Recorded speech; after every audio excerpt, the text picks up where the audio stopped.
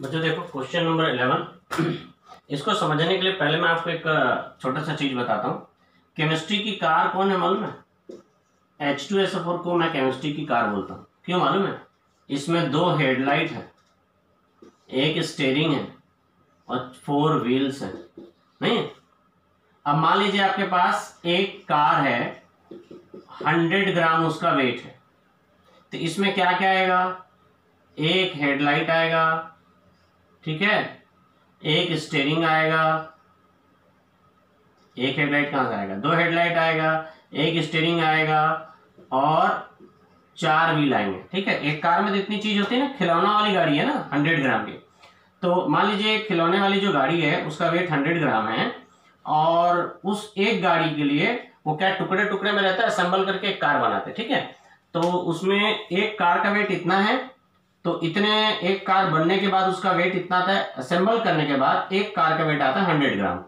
उस कार में क्या क्या लगता है? 2 हेडलाइट लगता है, एक स्टीयरिंग लगता है, 4 व्हील लगता है। अब अगर मैं ये बोलता हूं कि मैं एक मजदूर हूं जो फैक्ट्री से कार बना कर लाता है और बेचता है, तो मान लीजिए अगर मैं बोलता हूं कि मैं किसी दिन 1 किलो 1 kg कार लेके आया मैं, तो ये बताइए कि उसमें अगर मेरे पास एक बैग है, उस बैग में 1 kg कार है, मतलब उसमें कितने हेडलाइट हैं, कितने स्टीयरिंग है और कितने व्हील हैं, ये आपसे मैं पूछूं। मैं आपको 2 बात बताया। पहला बात ये बताया कि एक फैक्ट्री में मैं काम करता हूं जहां कार के टुकड़े टुकड़े में रहते हैं, खिलौना वाली कार, और उसको पूरे कार को असेंबल करने के बाद एक कार का वेट आता है 100 ग्राम। उसमें क्या क्या रहता है? 2 हेडलाइट रहता है, एक स्टीयरिंग रहेगा, 4 व्हील रहेगा। बॉडी से मेरे को मतलब नहीं लिख रहा हूं मैं, है ना, उसका ढांचा से।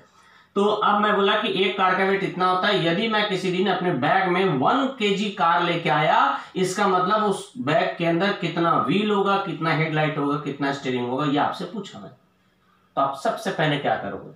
नॉर्मल अगर आपको क्वेश्चन पूछा जाए तो सबसे पहले आप करेंगे, आप दिमाग में क्या लग रहा है, आप क्या निकालोगे अगर आपको ऐसे पूछूंगा तो आप सबसे पहले निकालेंगे कि उस बैग में कार कितनी है।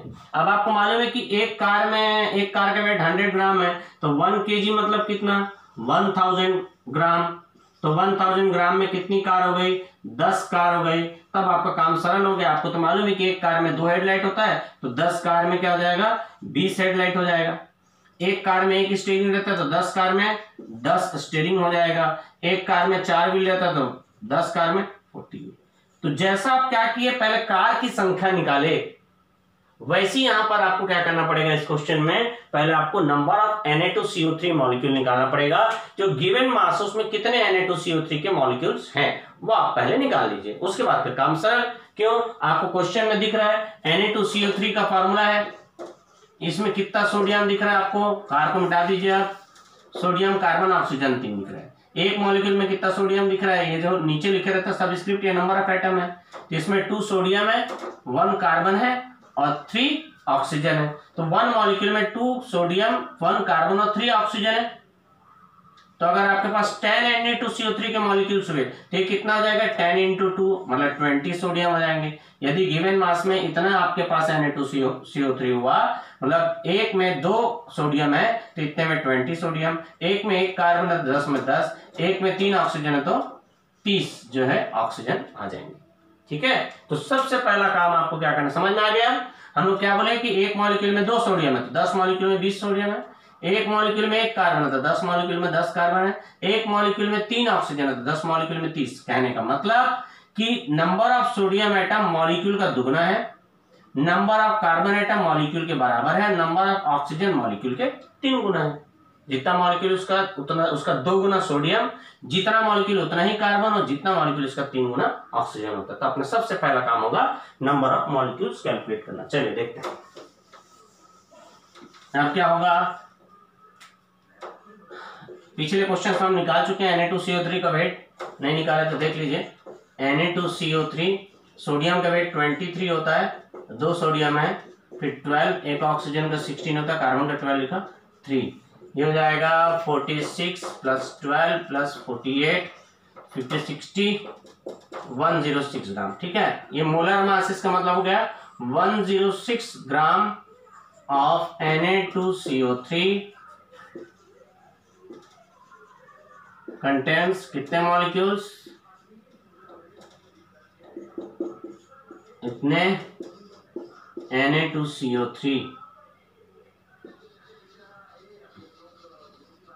मॉलिक्यूल्स, ठीक है। देयरफॉर 5.3 ग्राम ऑफ फलाना कंटेन 6.023 इंटू 10^23 डिवाइडेड बाई 106 5.3, ये डिवाइडेड बाई ये डिवाइडेड बाई ये इंटू 5.3।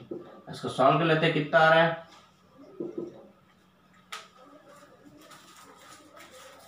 6.023 इंटू 5.3 डिवाइडेड बाई 106, यार है 0.30115 into 10^23।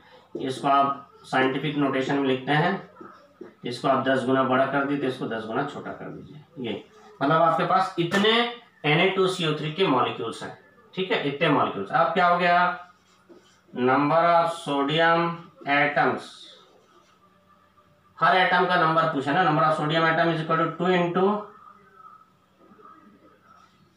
Number of Na2CO3 molecules नहीं लिख रहा हूँ, जगह कम है, लिख दूं क्या, आ जाएगा। Na2CO3 molecules, number of carbon atoms is equal to, दिख रहा है कि एक मॉलिक्यूल में तो जितना कार्बन उतना, जितना मॉलिक्यूल उतना carbon. Na2CO3 molecules, number of oxygen atoms is equal to 3, क्योंकि एक मॉलिक्यूल में 3 दिख रहे हैं। नंबर ऑफ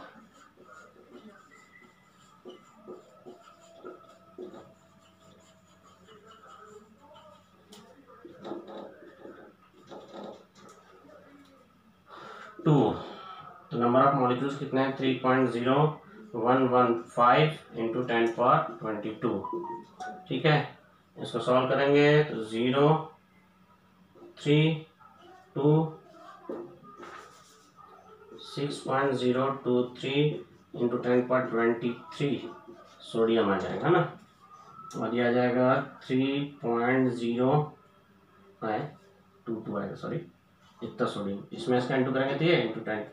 अब मोल का वही लिखने का आदत हो गया ना, तो वैसे ही हो जाता है, जितना मॉलिक्यूल उतना कार्बन हो गया, इतना सोडियम हो गया, इतना कार्बन हो गया, और उसके बाद 3 इंटू 3.0115 इंटू 10 पर, ये कितना हो जाएगा,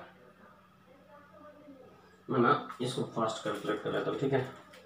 3.0115 इंटू 3 कितना आ रहा है 9.0345 इंटू 10^22 ऑक्सीजन आ गया एटम, ठीक है, इधर लिख देता हूँ,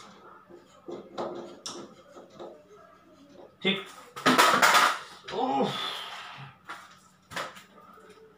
देखिए तो क्या हो गया, पहले हम क्या किए कि इतने ग्राम में कितने, इतने ग्राम में आपके पास कितने Na2CO3 मॉलिक्यूल थे वो निकाल लिए। फार्मूले में दिख रहा है कि जितना Na2CO3 रहता है उसका दुगना सोडियम रहता है, तो number of Na2CO3 molecule into 2, ये इतना था, इसका दुगना निकाल लिए। और कार्बन एक में एक रहता है, तो जितने Na2CO3 के मॉलिक्यूल है उतने ही कार्बन रहेगा, और ऑक्सीजन 3 टाइम्स रहेगा, बस उसको सॉल्व कर दिया, ठीक है। मैं धीरे धीरे करके आपको क्वेश्चंस के लेवल थोड़ा थोड़ा बढ़ाता जाऊंगा। अभी हम लोग मोल कॉन्सेप्ट के नॉर्मल क्वेश्चंस कर रहे हैं, ठीक है, जिससे आपको क्लियर है। एनसीईआरटी में बहुत कम क्वेश्चंस दिए हुए हैं, पर हम लोग को ये क्वेश्चंस क्लियर करना है। मोल कॉन्सेप्ट तभी क्लियर होगा जब आप क्वेश्चन सॉल्व करोगे, ऑलरेडी बता चुका हूँ। तो जो क्वेश्चंस मेरे पास है, मैं जो आपको फोटो खींच के भेजा, तो वो क्वेश्चंस मैं आपको कंटिन्यू बताता जाऊंगा। आप ध्यान से समझते जाइए, किसी को कोई डाउट हो तो आप शाम को 4 से 5 कॉल कीजिए, ठीक है।